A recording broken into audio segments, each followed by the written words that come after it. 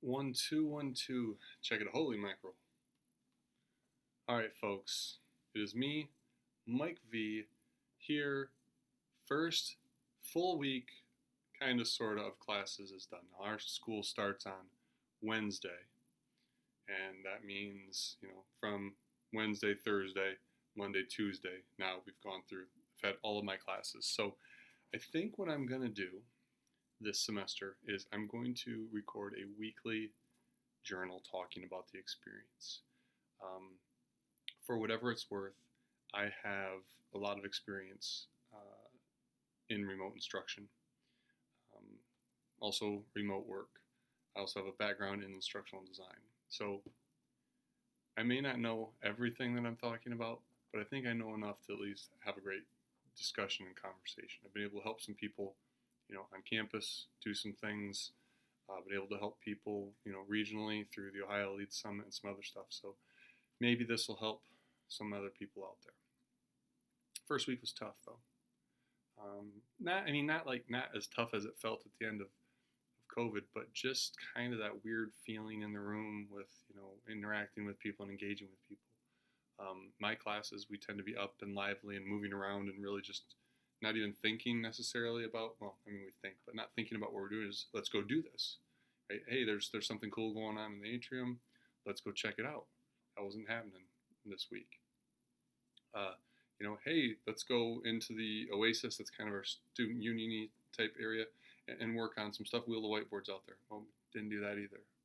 Um, it's going to take some adjusting here, but I think the biggest thing with as I presented to students this week was let's just be cool, communicate, and we'll figure things out. So what did I learn first week? Trying to run I am running hybrid classes, and for me, hybrid means a face-to-face component. Scratch that. A synchronous and an asynchronous component. So the synchronous component, same time type environment, is in my classroom, handful of students with a TV projecting out, facing them, and I had a student this week engage remotely through Zoom that first day of classes. Forgot I even had that option. I assumed everybody was in the room, and then didn't realize I had her there. But had Slack up and running on my phone and on my machine, so people who had issues, we could communicate right then and there. So Slack has been huge for my program. I'm gonna promote Slack. One, it's an industry standard tool that's used all over the place. Helps facilitate communication, quick communication. Also helps cut down on the email nonsense. So anyway, didn't have it hooked up where the webcam we could all see the student, but she couldn't see us. She could hear me, but she couldn't hear the people in the class. And I like to run an active classroom when possible. Even if it's not up and active, we have a discussion, dialogue back and forth. That I'm going to argue is just as active as some people might call an active classroom. And she couldn't hear the people in the room. Went up to IT, or sent somebody up to IT. They got us a conference style microphone. It's old school microphone, but the beautiful thing about microphones is like a good one from 20 years ago is just as good today. But we took a stool in the middle of the room, put that conference microphone in there, ran a USB cable to the computer that was hosting the Zoom for us, and the quietest person in the corner of the room could be heard remotely. So I'm going to suggest for those of you that are trying to run a blended, class where you've got people in the room and also people interacting, remote through Zoom TV, so people can see each other. It doesn't have to be a big one, 36-inch TV. They're laying around, right? You can get a 36-inch TV for about $100 right now. The picture quality doesn't have to be perfect, but what is going to be important is the audio. So getting that microphone was crucial to making this thing happen. We could hear each other. I could walk around the room and would not have to be tied to the seat. And again, the students, even the quiet ones in the farthest corners, we could hear and collaborate. So that was really, really cool. All in all, pretty good week on campus. I'm not sure if it's different than previous times. Obviously the mask thing is different, but the number of people, we've got a kind of broad campus and things are spread out. So I don't know if we've got more people on the ground. I'm going to assume it's less just based on, just thinking about the situation. But it's a really good week to get back in the swing of things. Esports, we're getting there with scheduling, figuring some stuff out. That's a top priority for later this week. Make sure that's cool. Practices and starting to line up some scrimmages. Project Allura. This is our kind of I don't want to call it a third year thing because it's not officially a third year thing, but that's what it tends to be. People who graduate my program need an opportunity to show off what they can do for them. This thing is lagging. This is weird. I don't know. Is my drive getting full? Anyway, we'll wrap it up here quickly. Classes, fine. Good group. Intro people in the first semester class. They were talking, interacting. Did something different this semester. I don't heavily rely on slides in class. I like to do whiteboards in the moment. But because of the nature of the beast and being able to share information remotely, I'm created some slides. We talked about we did something I've never done before. Me, I always like to experiment.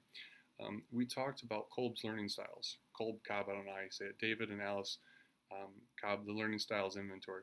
We actually talked about the different learning styles, not that whole I watch videos, I read, I act, blah, blah, blah. Actual, concrete experience, reflective observation, those type of things. And then the 9 more narrow categories from the 4. We talked about that a lot and presented those and discussed how we had learned in the past, how we like to learn now, and how the learning process works in general. I think that's one of the things that I've noticed is people coming into the program. This is not to poo-poo high schools, but people don't know how to learn like we need them to learn. Critical thinking, collaboration, all those things kind of get swept away when we start to make sure people can follow instructions and pass the tests that we need them to. But it was really good experience talking about things today. I borrowed politely from an article, guidance from Ronald Sims and Jane Lindholm, Kolb's experiential learning model, first step in learning experience. So this is pretty cool. It talks about what's important. Introduce students to experiential learning. It's kind of what we did today through experience. Build a learning climate of active participation, learning from each other. We did that. Great conversation.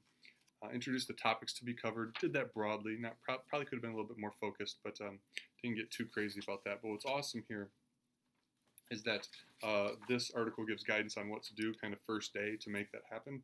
And it ends with this 4-question short answer, behavioral. It actually hits, each question hits part of the 4 major buckets of the learning styles.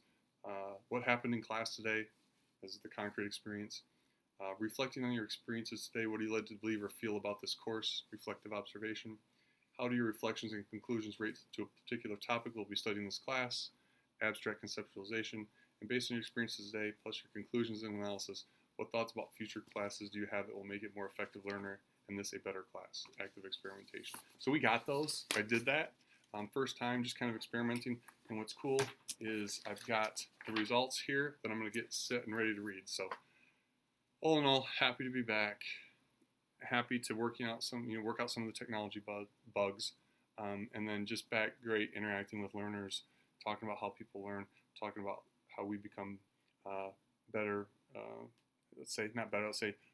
how we become highly or more effective individuals. So appreciate your time. Thanks for checking out. I'm going to try to keep up this weekly journal, see if we can maintain my sanity this semester. So everybody take care, live long and prosper.